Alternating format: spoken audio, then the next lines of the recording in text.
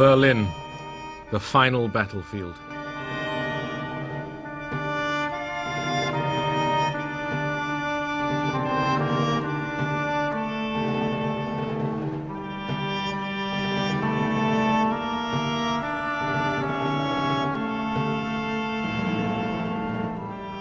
The capital of Hitler's Reich had fallen to the Red Army. Dazed Berliners waited to see what the conquerors would do to them. But there was no organized massacre.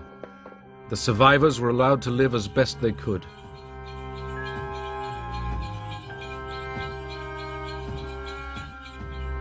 Stalin even ordered his troops to feed the Berliners, but the soldiers looted homes, and all over the city they hunted down women.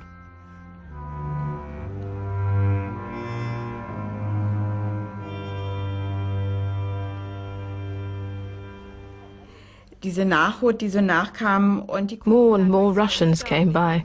They looked through the window. Then one of them suddenly came in. I was babysitting. He took the child from my lap and gave it a toy and some cigarettes to play with.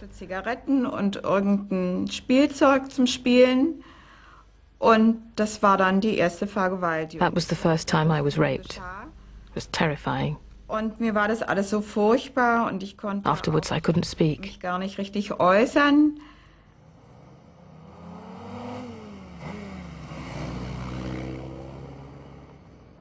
Stalin's police chief Beria and Foreign Minister Molotov tour Berlin.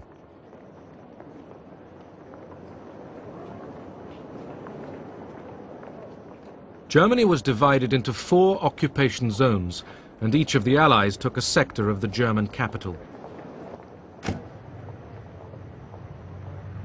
The Allies had decided that Germany should compensate them for war damage.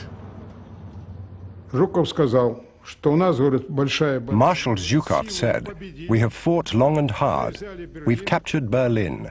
We have the moral and legal right to take out as much as possible in reparations. We don't know what the future holds."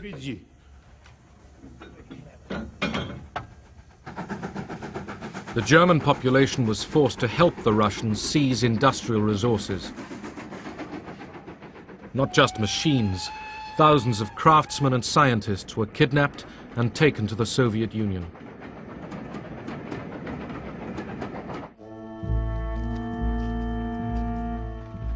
Central Europe was reverting to the Dark Ages.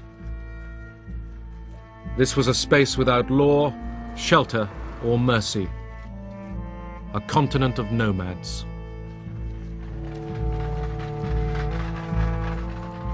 Millions of people uprooted by the Nazis were struggling home. Now it was the turn of the Germans to be the victims.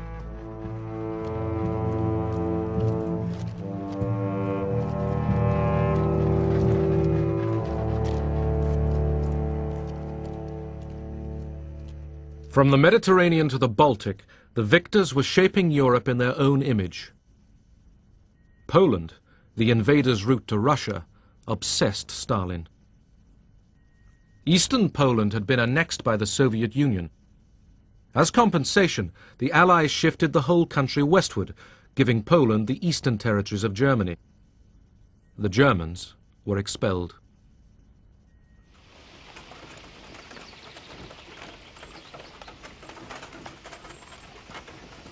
Poles, whose own homelands had been seized by the Soviet Union, now took over German farms and houses. In the fall of 1945, a young Polish woman, 19 years old, and an older man from the militia entered our house. Und ein älterer Mann von der Miliz unser Haus betreten. The girl asked, "Who does this house belong to?" And my mother said, "To us." And Hania, that was the Polish girl's name, said, "Now it's mine." From then on, it was Hania's house.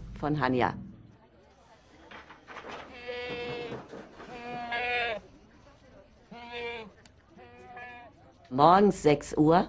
6 in the morning, the militia came and banged the butts of their weapons against the door. Und sagen raus. Out. Und jetzt Even though I was only a child, I knew this was it. Jetzt ist es echt. From all over Europe, some 12 million Germans were expelled from lands they had lived in for centuries.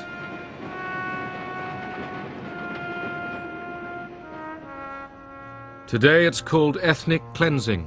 Then the Allies called it population transfer, and the British helped to move the Germans out.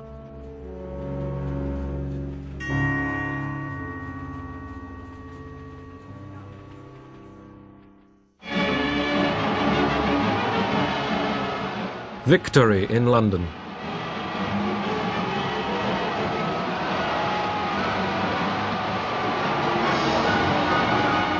From 6 years of war, Britain emerged happy, but inwardly exhausted.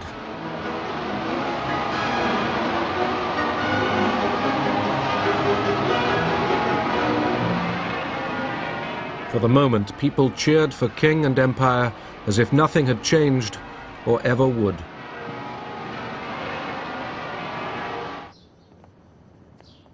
The King's new Prime Minister was Clement Attlee. The British voters had swung leftwards, and Churchill was out. In foreign policy, the new Labour government held tightly to the American alliance. Ernest Bevin, the new Foreign Secretary, was a trade union veteran who mistrusted communists. He had backed Churchill's intervention in the Greek Civil War. British interests were at stake here. The concern was that the conflict might threaten Britain's oil route from the Middle East through the Mediterranean.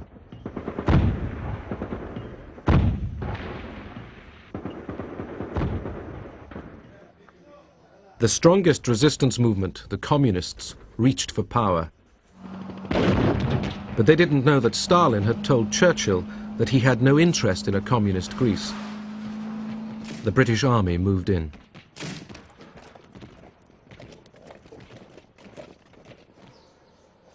The Civil War was long and cruel.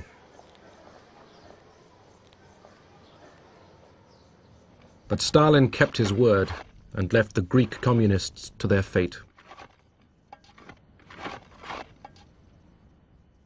The Soviet Union now dominated the nations along its western border.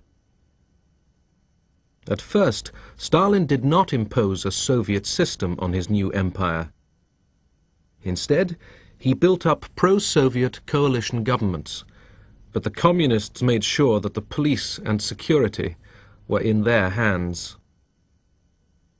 The Yalta Conference had given Russia control of Central Europe.